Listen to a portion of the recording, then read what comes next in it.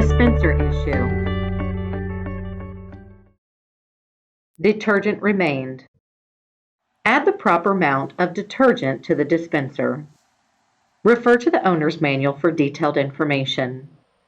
Too short of a washing time compared to the quantity of detergent may cause insufficient dissolving of the detergent. Do not obstruct the rotation of the spray arms.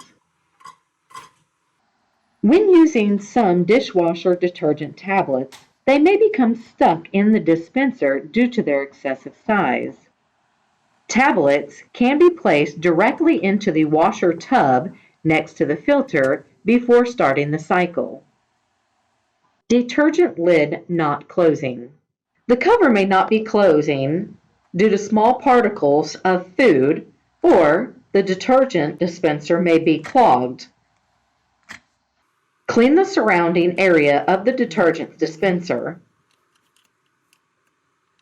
To avoid damaging the dispenser and the dishwasher, do not pull up on the dispenser to close the dishwasher door.